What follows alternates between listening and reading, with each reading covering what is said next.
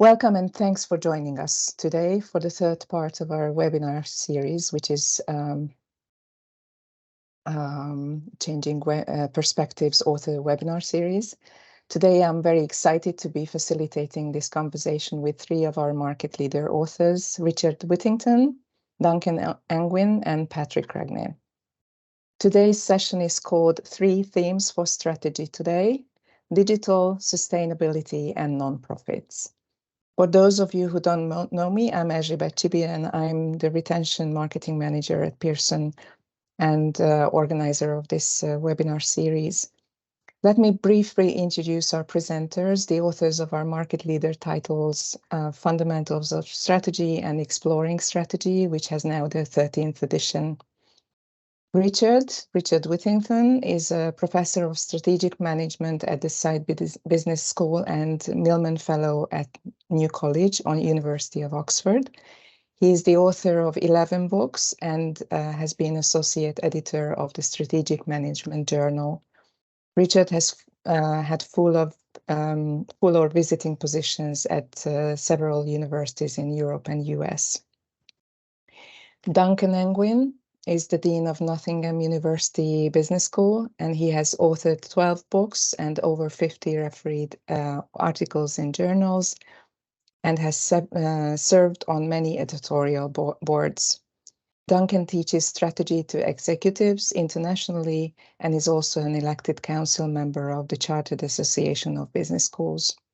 Patrick Regnér is a business school of strategic management at the Stockholm School of Economics. So we have quite a nice mix of nationalities here. He has published in leading journals and serves on several editorial boards. He has extensive teaching experience on all academic levels at several international institutions. We are very excited that you could join us today. So before we start, just a quick thank you for my colleagues and in the background and who are making sure that the webinar runs smoothly. Before we start, a little housekeeping. We know that many of you are working from home, as you know, from these kinds of conversations, we sometimes get some background noise. So if you could please make sure that you are on mute to ensure everyone gets the opportunity to hear from our presenters. We have a packed agenda and a lot to get through over the next hour. But firstly, we'd like to thank those who have pre-submitted questions. We've tried to incorporate these questions into the agenda to make sure they are covered. However, as always, we'd like this to be an interactive engagement, an engaging session as much as possible. So please feel free to ask any questions on the chat. You will find the chat button on the top row, and we will try to answer them on the go, or we will answer them in the Q&A session after the presentation. The slides will be shared with you later, together with the recording. And if you're interested in getting a sample copy of or a demo of the author's work, we will be in touch with you soon after the webinar on how to do that.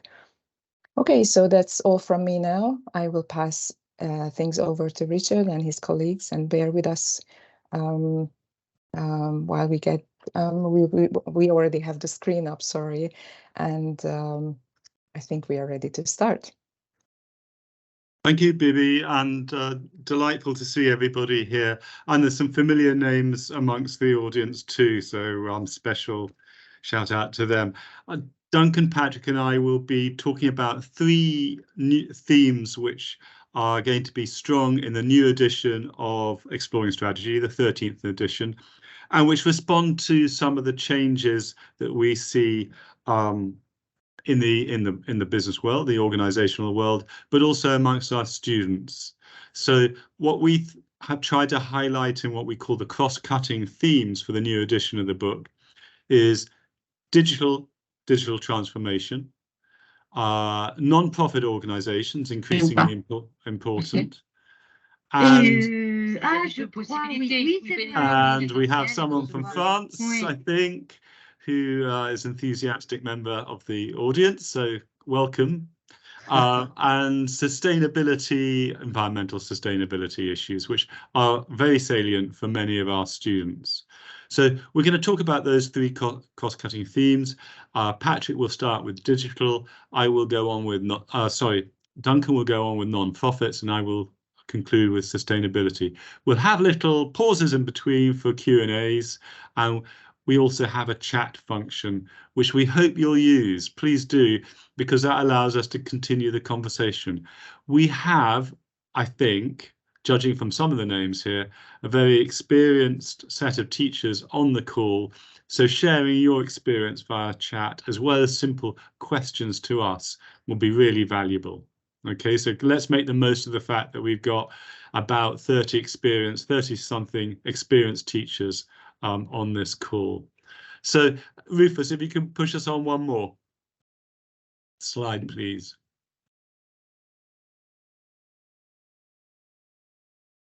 Was that showing? Not showing? It's not on mine. No. I'll stop and start again. This worked well in rehearsals, everybody. Sorry. It'll be all right. Yeah, no pressure. Next one. Right. Yeah. So some of you at least, well, I don't know, but some of you at least will be quite familiar with Exploring Strategy and its sister publication, Fundamentals of Strategy. Exploring Strategy is in its 13th edition, just coming out this month, and we're working on, or just finalizing, the 6th edition of Fundamentals of Strategy, which will be out, I think, at the end of this year. So just to recap, for those who are not familiar with the book so much, the distinctive mark of Exploring Strategy through all 13 editions has been what we call the three-circle model, the three overlapping circle model of strategic position, strategic choices, and strategy and action. We think we're particularly distinctive in emphasizing the action part of strategy. So it's not just a matter of strategy analysis, but it's about putting strategies into action. This is important for the executives we teach. Duncan and Patrick and I teach a lot of executives, but it's also important to convey to undergraduates. And some of the topics that we cover under action are alluded to in the header there. So that's distinctive. What we'd like to also mention is how things are changing. And if Rufus, we can have the next slide, that would be wonderful. So for me, some time ago, when I learned strategy, Porter was the new thing. But strategy is changing. We're sticking with action. We think that's always going to be important, but we have to recognize there are new things which are coming onto the agenda for managers, strategists, and therefore also for our students, which we need to accommodate as well. So Porter's 5 Forces way back was inspired by the 1970s automobile industry. 5 Forces are still important. Think about the value chains in clothing, apparel, or food. But now we have platforms too. We need to accommodate those. The BCG matrix originated famously in the 1960s, worked within General Electric, a corporation which is now smashing itself up. It's underway at the moment. General Electric will not be the same corporation as it was. But now we have digital conglomerates, such as the Chinese Alibaba. Once upon a time, when we talked about generic strategies, it was all about cost, price, differentiation. That's still important. Think about the supermarket sector, where some differentiate, some emphasize low cost, your Lidls, your Aldis of this world. But now there's many products and services we consume which appear, at least, to be free without price. So price, cost, and differentiation are less clear, less evident as strategic issues, at least evident to the ordinary consumer. So we need to accommodate these changes, and the 13th edition and previous editions have struggled to do so, or endeavoured to do so already. What we would like to emphasize, though, is these new strategic challenges, which are epitomized or encapsulated in these cross-cutting themes of digital transformation, non-profits and sustainability. I'm going to hand over in a moment to Patrick to launch us off with digital transformation, but I just would like to remind people, because there's a yawning gap in my chat function, and that is there's still no questions. That may be because you're so engaged with what I had to say, but it'd be lovely to see some questions coming up on the chat. There will be a short Q&A after Patrick's package, which is just coming up over in a moment. So please hang in there. Please use the chat and be ready to ask Patrick if you want to some questions or indeed suggestions drawn from your own teaching. Hi, Friedrich. Rufus can explain that. Patrick, over to you. Okay, thank you, Richard. So I will start with the cross-cutting theme, digital, and I will take any questions you may have after this short presentation. So, of course, digitalization is important for all organizations, and digital strategy and transformation also becomes important for for-profit organizations, non-for-profits. And when we look at new business models and startups, well, there's almost always some part of digital technologies involved. And of course, what Richard already mentioned, the huge platform companies that influences the world and have the highest market valuations globally, well, they all build on digital platforms. And this is also what students are interested of course. And if you look at their free time, that's where they spend their free time, on these platforms or on video games and so forth that also are digital. So this is truly important for us all in terms of teaching strategy. So you can click on the next thing there, and I will say a few words about how we define digital transformation, and that's the pervasive and discontinuous change triggered and changed by the widespread use of digital technologies. So this includes AI, blockchain technologies, Internet of Things, and so forth and so on. And of course, all of us have experienced this during the last few years during COVID-19, with everything moving online. Well, we certainly experience all the digitalization in our higher education industry. And for the last few years or few months, we have experienced this with ChatGPT and all of the issues that raises. And maybe we can discuss more of that a little bit later. But we also emphasize in the book that if organizations digitalize, well, then they also have to adapt their regular resources and capabilities and even organizational culture. And just to give you a hint for one illustration of this that we have in chapter 16 on La Redoute, an old style mail order business that have become a leading e-commerce business over time. Okay. So in different parts of the book, we raise issues for how to develop and acquire digital technologies. So acquiring and partnering to get them, or the decisions about, okay, should we develop them in-house or should we outsource this? One example is the case example in chapter 5, where we discuss Walmart and have a small case on Walmart and their efforts to try to catch up with Amazon. Of course, Walmart is the biggest corporation globally by turnover, and they are still struggling to catch up with Amazon, that is, of course, digital born.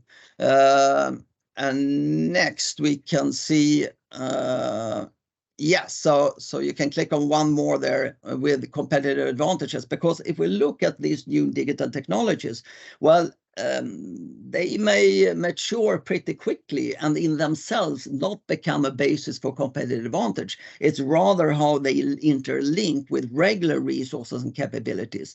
I mean, today we don't say that, well, this company have an IT system and that provides competitive advantage, but we really must analyze it in terms of how it's interlinked with other resources and capabilities. So moving on, one area where digitalization is important is, of course, around the ecosystems, around platforms, and also the complementers and the role they play. So we discuss core ecosystems in chapter 4, and that's, of course, an ecosystem is where we have interdependent partners working together, and they can create value together for a customer, but not separately. And often we have an orchestrator in the middle, like Amazon, for example, on their platform, and then a set of different complementers, like the third-party sellers on Amazon. And then it becomes important to discuss their different roles and how to manage the complementers. But we also differentiate between the core ecosystem and the outside ecosystem. So the outside ecosystem would include regular suppliers, partners, and so forth. Because today ecosystems have become a buzzword and mean everything in an industry, but this emphasizes what ecosystem actually adds to our old views of industries.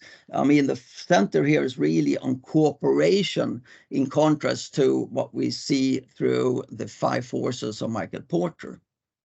Okay, so multi-sided platforms, ecosystems are essential for multi-sided platforms. And a multi-sided platform, of course, that's 2 different, distinct or more players, and they can create value then together. And to the right, you see a number of different examples of platform providers that we discuss in chapter 8.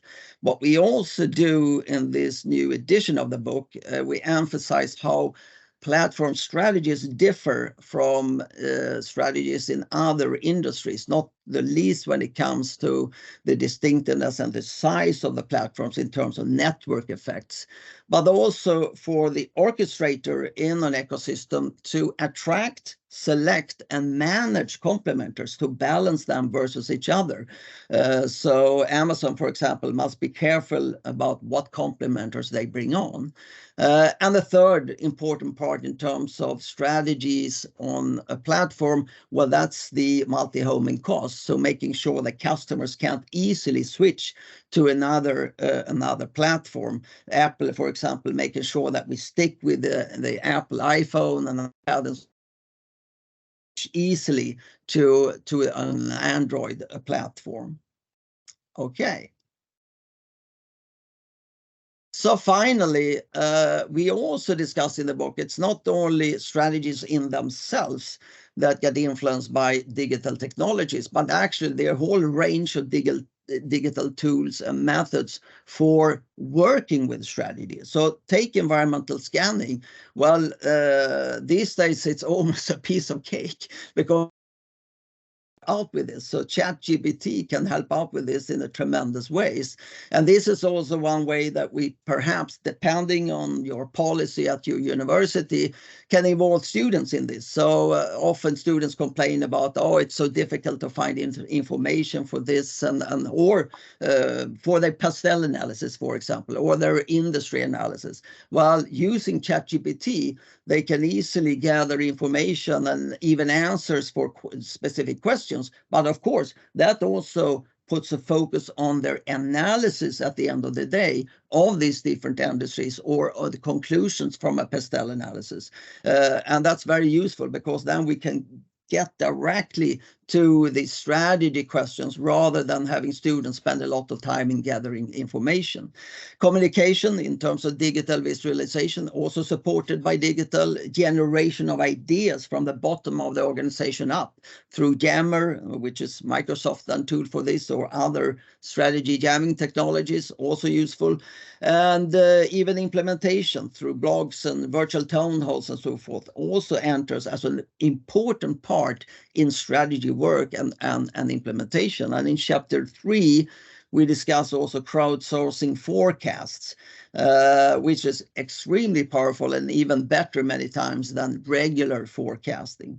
And finally, in our implementation chapter 15, we discuss how agile teams can be helpful for creating digital and innovative capabilities, not the least when organizations want to quickly build up digital capabilities. Well, then agile teams is excellent, because you use them separate out from the rest of the organization and can quickly then build these digital capabilities.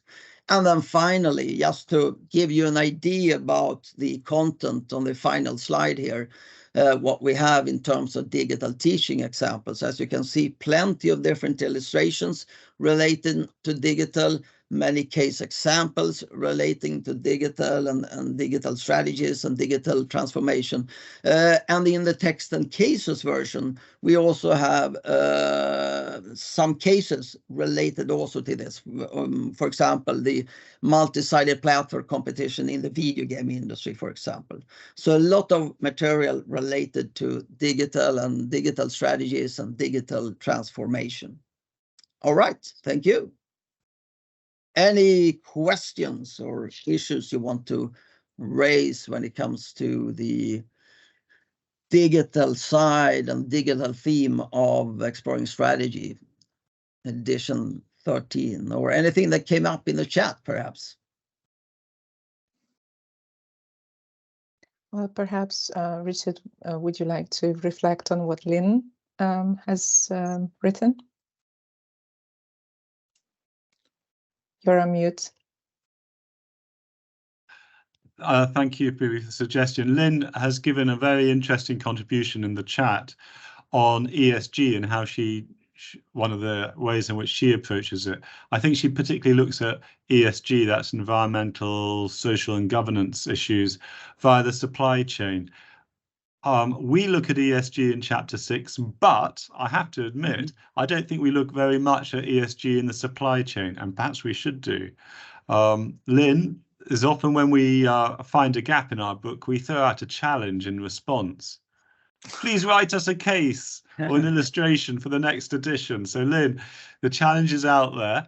Will do. I've got a company in mind. Yeah, great. Do you want to reflect on that and tell us? We do have CSR, which, as you say, is a more qualitative approach. Yep. But what would you like to share with everybody? And are other people teaching this sort of approach to ESG? Yeah, well, what I think is interesting is I'm going to say, I don't know, 5 years ago, we didn't have a vice president of sustainability, for example, right? It's a new position, and it's also come up to the C-level. And I think that companies are really committed, and they're sort of having to open the kimono, and they just can't greenwash anymore. So it's super interesting. And I had a field trip. This is the first time I've taught this strategy class, because I inherited from a colleague who, we've had cutbacks, and so our external staff was cut. So my boss said, here, you can teach the strategy course. And I was a little bit nervous, but I absolutely love it. It's my favorite class. But we had a field trip before Easter to a company called Hempel. If you know, I'm in Denmark, by the way, at the Technical University of Denmark. The Hempel Marine Paints, you might know of them. And they are committed to these science-based targets, and they're taking it really seriously. And of course, they're using it as branding, but they are super committed. And it's they said they sell less, but they make more money. So it's a really interesting business case. Anybody else doing work in this area or teach? So I have two colleagues, Matt Amangwal and Akshay Mangla, who both look at these issues, and Matt teaches our core strategy course. So frankly, there's no excuse for me not having suggested that we include it more, the supply chain issues. Are there other aspects that other people are teaching on ESG that are worthwhile picking up and sharing with everybody?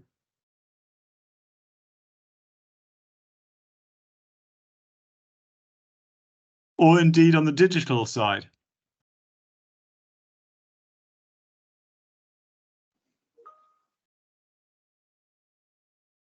No? Thanks, Lynn, for breaking the ice at least. Okay, so I'll take over then on the next theme, which is non-profit, sometimes called not-for-profit. We've always had quite a lot of not-for-profit material in the book, but this is one of the reasons why we've come up with the cross-cutting themes, is to make them much more visible. And I thought I'd start from the point of view of say, well, why should we teach non-profits? And I know a lot of people don't teach non-profits, and not every strategy book covers non-profits, but they are vital to society. They're important and associated with economic stability, mobility, and strengthening communities. And also the leaders of non-profits tend to be the voice of the people they serve, and I think that's pretty important. I think most non-profits face a similar strategic problem, which is basically to do more with less financial resources. And if you're in the UK, and even if you're outside the UK, you may be very well aware of all the strikes at the moment from nurses and doctors, which is a classic case of constantly trying to keep the costs down, and also in the education sector.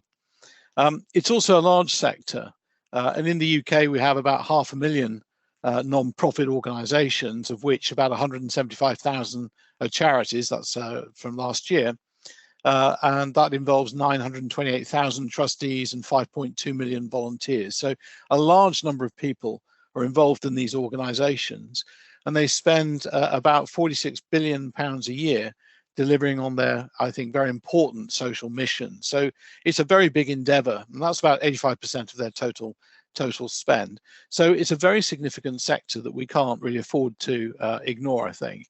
And also, I just put this little Wordle picture up there just to give you some clues and ideas about what's associated with non-profits. So things like trusts, philanthropy, poverty, helping in the community, social problems, and so on. Okay, so the first thing I think probably teaching non-profits is to distinguish for students that there are fundamental differences with for-profits, and here's some characteristics that you might want to bring out. So first of all, they're generally operated for collective public or social benefit, unlike, of course, for-profit businesses that generally aim to generate a profit for their owners or their shareholders.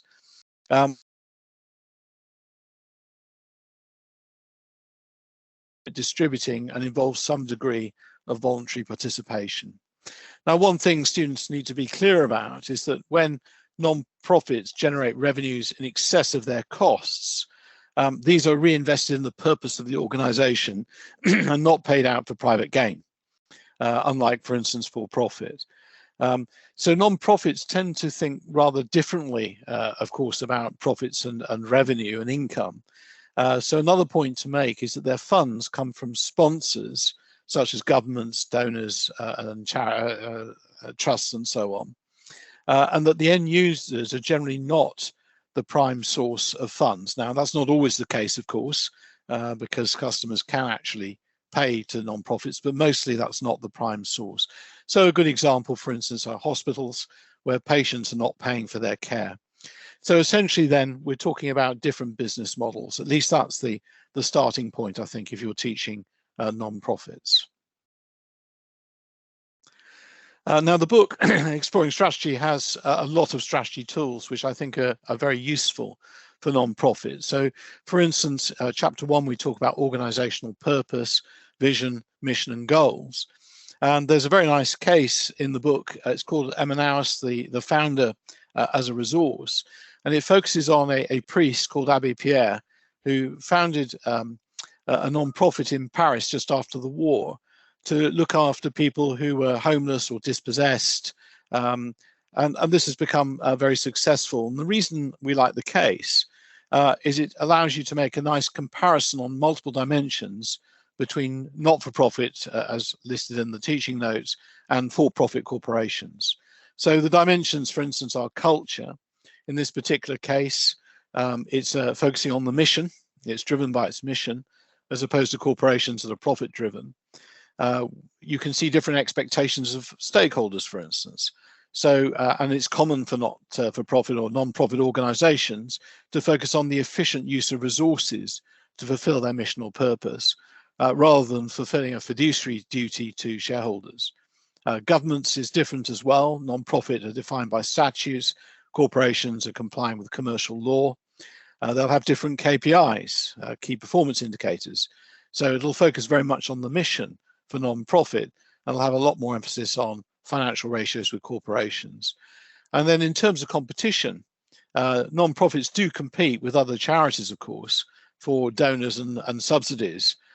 whereas the corporations tend to focus on gaining clients and customers and gaining market share. So this might be a reasonable starting point, I think, in teaching non-profit. Other strategy tools that are very useful, I think, in non-profits include major environmental threats and opportunities. You'll all be aware of PESTEL, of course, but we have a substantial chapter 3 on thinking about environmental threats and scanning, and also discussing things like scenarios. And there's a very nice illustration called Scenarios for Wind Tunneling, which is the picture in the top right, where basically the European Commission has designed a number of scenarios against which various strategies can be tested to see how robust they are. As we know with scenarios, we don't know what the future is going to be, but we can get some idea about how robust strategy ideas could be for the future. It's called wind tunneling because there's a comparison being made with prototype cars being put in wind tunnels to see if they're robust and will survive the testing process. So that's a nice illustration.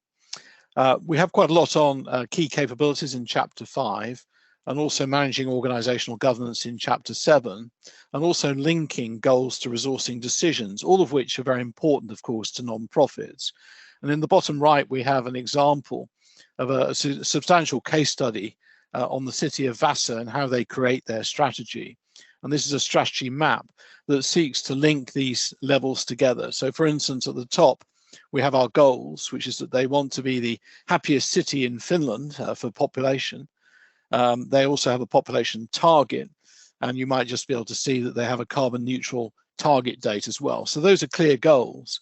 And then on the left-hand side, without going into the detail, you can see that they're supported by a set of customer values, by a set of processes, and also by resources and capabilities. So through this strategy mapping approach, you can see how these elements and these layers all link to support their goals. Also within the book, we have a substantial chapter 15 on informing organizational design and change, and often this is all about change. And finally, the chapter on the work of strategy in chapter 16. And that particular case study, I think, is very good, showing how the city has actually evolved a strategy, the hard, if you like, the nitty-gritty work of how you create a strategy and embed it and then communicate it to everyone concerned, quite a disparate set of stakeholders. So I think it's a useful case that identifies many dimensions of the work of strategy.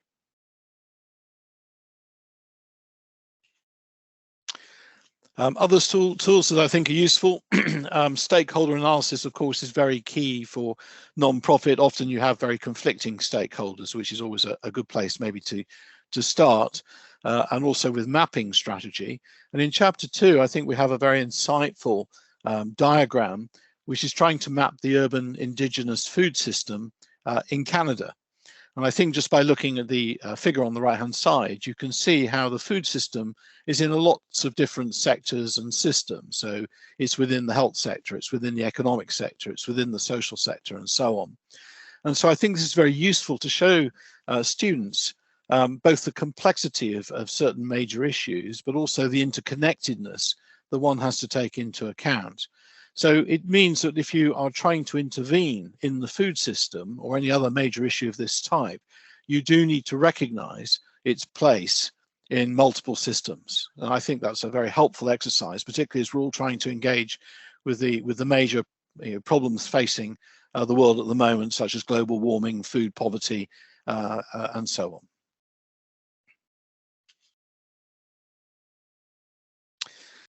And then another important area are mergers. Often non-profits merge for a variety of reasons. One of the biggest challenges with merging non-profits, of course, are cultural issues of integration.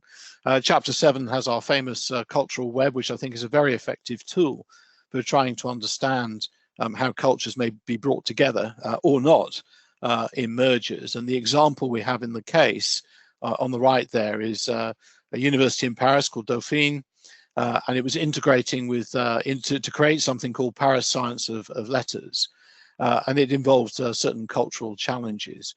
It's also a very useful case because it also talks about the drivers for not-for-profit. So this relates to Chapter 5 on competitive strategy and capabilities, where the universities felt that they weren't competing effectively enough in terms of their research capability and strength. So this is one of the drivers for the merger itself. And the case, I think, is also quite powerful in showing how you can move from an evolution, so from an alliance, if you like, to a full-blown merger, which is covered in detail in Chapter 12. Now, I've sort of begun to hint throughout this that non-profits do compete. They do compete with for-profits as well as non-profits for customers, particularly if those customers, of course, are generating some revenue. And they also compete with non-profits for sponsors. So it's not as if non-profits are not involved in competitive strategy in that sense. Also, non-profits do need to meet their budgets to sustain the enterprise. So their strategic calculations are not so different from those of for-profits. And as I'm beginning to hint throughout this mini talk, there are clearly overlaps between for-profits and non-profits, and some of the tools are equally applicable to both. So just a final slide then, rather like Patrick's final slide, just to show there's a lot more in the book, lots more examples, and I won't go through them all, but just to highlight a few. For instance, we have a nice case on the City of Amsterdam trading off economic growth against social and sustainability goals. That links well with purpose and stakeholders in Chapter 6. We have a nice example of the University of Bath paying very high salary to its VC, which conflicted with its culture. Another example of outsourcing in the health sector, which fits well with international strategy. We talk about a frugal surgical device. So this is the use of power tools to carry out surgery, which fits very well with entrepreneurship and innovation. So bringing in all sorts of new ideas to try and meet these social needs where resources are extremely tight. And we have a lot of examples around leadership and strategic change, Chapter 16, and the practice of strategy, such as the festival in Aix-en-Provence, and also Wikimedia's open strategy. So hopefully, if you do teach non-profit, and if you do use the book, you'll find a lot of examples, a lot of tools and techniques, which I think are really useful for trying to get insight in this area. Thank you. Great. Thank you, Duncan. We have one comment or question from John Paul, and probably you might want to come off mute and ask your questions to Duncan. Richard has already given you a short answer, but maybe you would like to add your answer too. Okay, so I haven't read it yet. Yeah, I think Richard's captured it well, actually. You're right. There are many examples of bringing for-profit tools and techniques into the non-profit sector. I'm reminded of the Virgin Group consultants who were brought in to try and sort out the health system. And of course, the tools do what they say on the tin or the lid, if you like. But of course, non-profits, I think, are particularly complex in terms of stakeholders who are really rarely on the same page. I think with very diffuse and very complex set of perspectives, and these really have to be handled very well. So sometimes the for-profit tools, whilst they might give you a solution, actually don't take into account some of that complexity. And that's why often they run into grief. So I think I wouldn't say that you couldn't use the tools, as I suggested in the little presentation. I think the tools can be extremely powerful, but they have to be used with great care. And I think we really have to understand the complexity in quite a lot of depth. So I'm not sure there's a hard and fast rule, but I would say we can say things, but be careful that you fully understand the context. Thank you. Perhaps John Paul would like to reflect on that.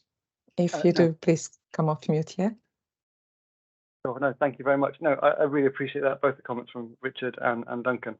No, I think, I very much agree with what you're both saying. And I think from my experience in using the book in teaching and having done research in looking at non-profits, more in collaboration than anything else with other organizations, is that I think there are a huge amount of useful tools in a sense. But I think that's the thing. I think it's part of it's getting people to appreciate what a tool is and how to use tools and the limitations associated with them. So a lot of it speaks to what you're talking about in terms of understanding what the tools are there for, where they've come from. It speaks to what you're talking about in terms of the where porters come from, what that's based on. I think it's generating a lot more reflection and thought about what people are doing and what they're trying to achieve in relation to their own organisation. I think I've certainly seen a lot of organisations apply things without really thinking about what it's there for, and that's created unintended consequences in terms of then what they're thinking about and how they've then made certain decisions, which you can see the logic in terms of how they've got there, but doesn't necessarily in the end seem what they should be doing in the process. So yes, it's really interesting to see you pick up on the theme of non-profits, particularly in terms of how that relates to, I suppose, what you've been covering prior to that in terms of strategy. So thank you. Okay, thank you. John, Thank you, John. I might add that my colleague Mariah Besharov, I put her name in, has written a lot on hybrid organisations and the need to get a dynamic balance between different goals, which is less apparent, but not unapparent in many private sector organisations. I don't know whether this experience is shared. I've just been teaching a diploma in organisational leadership to executives about average age about 40. About 1/3 come from non-profits. And I have a huge problem. I walk into the class, oh, this is the strategy guy. All he's going to talk about is profit. And it takes me, it's quite an effort, and I don't always succeed, to persuade people, however many times I say it, that are not just about profit. It's a challenge, a big cultural divide, and people from the non-profit sector start a little bit anxious in a strategy class and thinking they're excluded. You have to win them over and persuade them. Does anyone else have similar experience? Or do they do it better than I do? No, I would agree with you. It's the same thing. When I first started teaching strategy to my nonprofits, they were very angry, and we couldn't use the word profit, weren't happy about it. And it took them a while to sort of come around to it. But I also think now that sustainability has come into strategy, actually, it's a little bit more balanced in that way too, I think, because sustainability with Sustainable Development Goals, SDGs, I do think it helps nonprofits feel that that's, so I do feel it helps. But yes, I would agree with you. Definitely, I feel that I have to win them around when I'm talking about strategy, for sure. And even, some people will say, oh, those tools aren't relevant to us. We're a not-for-profit, we're a charity. And you're like, no, actually, they're very relevant. You should be using them. So, but I think it enhances the discussion when you have people from different sectors in the classroom, though. Is that the only thing in the lectures, I would say as well, though? It's quite nice to look at it from different perspectives. Thanks, Nancy. That's a great segue for me to talk about sustainability. Is that right, Rufus? Are we on for just a couple of things to say? So what was I going to say? Thanks, Harminder, for that. This is the fundamental truth about non-profits. They still have to have an excess of income over expenditure. Thank you. So our third cross-cutting theme is sustainability, and this speaks to the issue we're talking about on non-profits as well. If you look at, I'm a baby boomer, you may have noticed, very simply, King's College London and the New Scientist did a survey a couple of years back, and what they see is almost a consistent generational hierarchy in terms of concern for issues about the environment rather than economic growth. So if you translate that into our strategy terms, sustainability is really important, and profit does not immediately engage an increasing proportion of our audiences. So this is an issue, Porter's Five Forces, what's an attractive industry? It's a profitable industry. What's a sustainable generic strategy? What's a valuable resource? It's ones which will extract profits. So we do have a challenge here, but we also have some concepts and ways of approaching this. And since we've touched on this, and it does seem to be a live issue to Nancy, John, and maybe Harminder and others as well, this be worthwhile chatting in the final Q&A. So Rufus, keep us going, and let me talk about how we introduce these sorts of issues. We start in chapter 1, unlike many strategy textbooks, by problematizing profit as the purpose of the organization. So we have a discussion of purpose, which immediately extends the range beyond profit. Clearly, sustainability comes in the pastel, the ecological side, part of that. And we have a figure, for instance, in chapter 3, which I reproduce, I hope is visible to you, which can explain some of the forces upon organizations, leading them to emphasize sustainability issues more than they might otherwise. We talk about stakeholders. Duncan's talked about that already, and we have social responsibility and hybrid. Maria Besharov's concept is very important here. There are other tools in terms of the strategy evaluation: suitable, acceptable, feasible evaluation, what we call safe evaluation. Acceptable to stakeholders is really important, and there's a rather complex, perhaps to explain here, value bridge that KPMG has produced, which helps in evaluating strategy for more than just the profit point of view. And then in chapter 16, we talk about change, organizational and strategic change, and explicitly we talk about change from non-sustainable business models to sustainable business models. So there are plenty of relevant tools and techniques, and there are others we could perhaps mention, but sustainability is there. And I do think it's a great bridge to many of our non-profit audiences, but also even to those who are working in or intend to work in profit organizations, for whom, as I think Lynn said at the beginning, a chief sustainability officer is a pathway which may be available to them, and certainly will be an important role in many of the organizations they're likely to join in the private for-profit sector. So let me move on to I think the last slide. There's plenty of materials on these kinds of issues in the book. I actually have only taken the tip of them. Some of them are relevant to what Duncan said earlier, for instance, the Amsterdam donut economics illustration. But we have 2 end of chapter case examples which explicitly explore sustainability issues, particularly in relationship to energy. Gasunie, the Dutch energy infrastructure company, and Petrobras, the Brazilian petrol company, which is torn in many directions.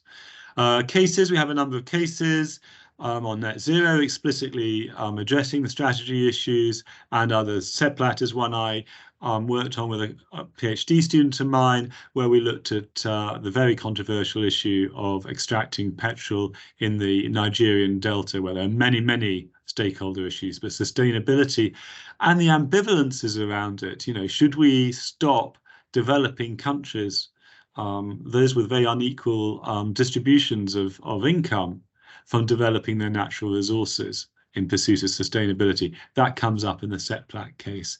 And then many illustrations. Those of you who are familiar with the book will know that we have these one-page illustrations throughout the book, and I think we've got a number there which you can see. And here we've got, again, on an energy case, the question is Exxon the new Kodak? You may be familiar with Kodak as a case of an organization which famously ignored the digital challenge. And we're asking the question, is Exxon, which is very much traditionally against sustainable energy sources, is it the new Kodak? And we explore a challenge from some of its investors to its strategy on sustainable energy sources. So, and there are others which you can read, come about from all sorts of sectors and all sorts of tools involved as well. So we have plenty of material to apply all sorts of tools to, explicitly related to or sustainability in terms of strategy. Friedrich, no, we don't touch on the new European Sustainability Reporting Standards. Perhaps should. They sound a touch specific, but I'm not sure. Perhaps you can share with us how you would introduce those into the course, if you wish to. But at which point I think there's one more slide, I think, but really that's an invitation to ask Duncan, Patrick, or myself further questions, or to make your own contributions, your own suggestions about drawing on your own experience with regard to these 3 cross-cutting themes in the new edition of the book. It's over to you, I think. Well, actually, we have, if Friedrich doesn't want to come off mute and add his thoughts. Of course, no. The reason why I asked this question was actually I'm say not a full-time lecturer. I'm only working part-time as lecturer for strategy development. My main profession is that I'm a consultant working in the utilities industry, and within our clients, I see a lot of effort preparing for new reporting standards. Some of the top companies or leading companies now have, when they do their annual report, as many pages on their sustainability reporting than they do on financial reporting. And it is a major driver in the industry, of course, utilities industry, to become renewable, sustainable, CO2-free, etc., etc. Yeah, and that's the reason why I ask whether you also touch these European sustainability reporting standards, because literally all utility companies will have to report based on these new EU regulations starting in 2024. Yeah, and it's a huge effort for them to also just come up with all the numbers they have to provide starting next year. You're on mute, Richard. Yeah, we don't. Thank you, Friedrich. We don't explicitly look at the ESRS, a new acronym for me, but we do have a little bit of material on the integrated reporting standards in Chapter 6, which I think foreshadows some of the things which are happening. So integrated reporting would require, if you signed up to their principles, require you to report on sustainability and on social things, ESG things, frankly. Yeah. So that touches on that, but not quite as directly as you might wish.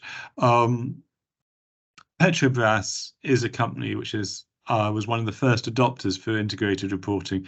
Some of the Petrobras case is about how they've failed to deliver on what they actually reported.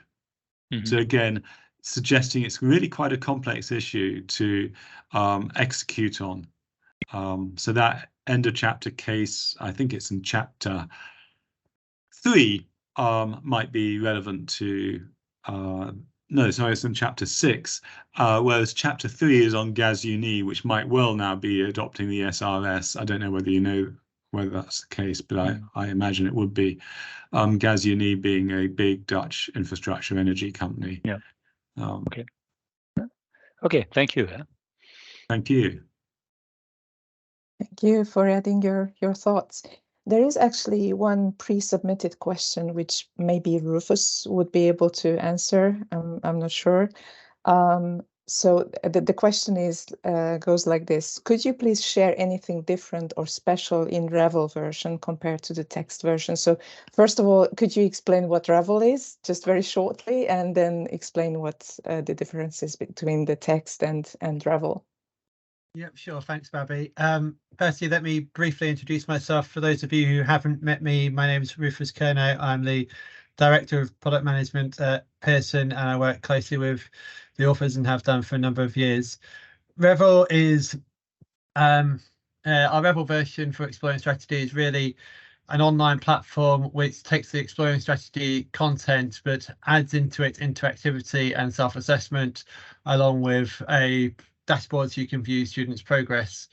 For the Revel version, many of you I know will be familiar with the Revel version for the 12th edition, but it's got videos and animations, lots of self-assessment questions, some open-ended, which give automatic feedback, and some MCQs. A particular new feature for the 13th edition is in the new chapter 2, which we haven't talked about much today, working with strategy. And in that chapter, we've introduced videos of students talking about how they apply the strategic models from the book to their work. So we're really trying to enhance the peer-to-peer learning there. So I'd strongly encourage you to reach out if you'd like to find out more, and we can arrange a demo. We can share some of those videos and show you a bit more about that.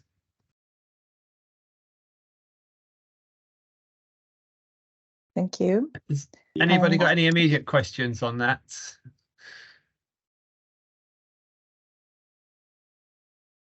Rufus, since you mentioned the new chapter 2, it's a completely new chapter with some strategic thinking techniques and also material on how to apply concepts, how to work on cases, how to work on classroom presentations. And the chapter is called Working with Strategy. In other words, we believe it's really important to have a chapter early in the book which helps students really engage with the material as they might use it in the classroom, in their assessment, but also in real life. So chapter 2, completely new, working with strategy, thinking techniques and communication techniques as well. Thank you, Richard. And probably we have time for one more very short question about your views of the impact that ChatGPT might have on teaching strategic management in the future and teaching at, as a whole in the future. Well, as I mentioned before, I think ChatGPT is excellent in the way that students can use it to gather information and as a basis for their strategy analysis.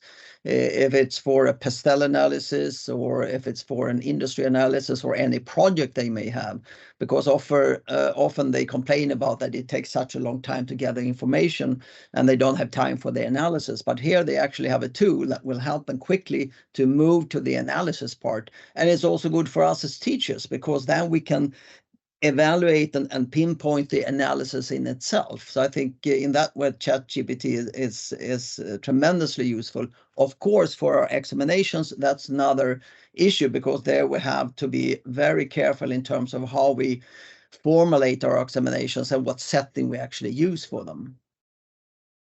I don't know if Richard and Duncan has other views on ChatGPT. Perhaps somewhat controversially, I'm old enough to remember when you weren't allowed to use calculators. Because they were seen as cheating in some way. So it's presumably why I'm quite good at maths, because I had to do everything by hand for all my exams. And now, of course, we don't think about calculators. And maybe it's just a new piece of armory that we can use, and we have to just raise our game in some ways and not just go for basic content reproduction, which is almost quite a low level of education. I think this allows us to be more sophisticated, and I would say probably a lot more exciting as well. So, but I say that with a slight caution, because we don't know quite how these things will evolve. But it could be positive. I actually asked ChatGPT the other way what strategy was, and the answer was pretty good. I asked for a brief explanation. It was pretty good. Right. Yeah, I agree. It can bring out the creative side of teaching, right? So, and Lynn says that I used ChatGPT in my class today and put together a quick force field exercise. Great help, and I did it from home and did not tell the students. So that's very creative, I think. All right, so I think our time has come to say goodbye. We should also mention a workshop in June, right? Yes, I will. 19th of June. I wanted to mention it, don't worry. So it's on my agenda. So I think we all got really valuable thoughts to take with us today. So thank you very much, everyone, for joining and participating. And also special thanks to my colleagues Rufus, Kai, and Dan for your work in the background. And of course, big thank you for Richard, Duncan, and Patrick for joining and sharing your knowledge today. We really appreciate it. We'll be in touch with everyone after this in the form of 2 emails, one giving you information on how you get in touch. You can get in touch with us for things like sample copy of the book or a demonstration of Pearson courseware like Revel. And the second email will be about coming a bit later with the link to the recording and the slides of today's webinar. And the most important thing to mention here is that for a long time we didn't have the chance to meet personally, so don't miss the chance to attend our face-to-face Exploring Strategy workshop on the 19th of June at Pearson Strand offices in central London. There is an early bird discount for early birds who would like to attend. Please look out for our first email telling you all about this. There will be a link to register, so you will be able to do that through that. And well, if there's nothing else, thank you very much for everyone for attending, and have a lovely afternoon. Thank you very Bye. much. Thank you. Bye.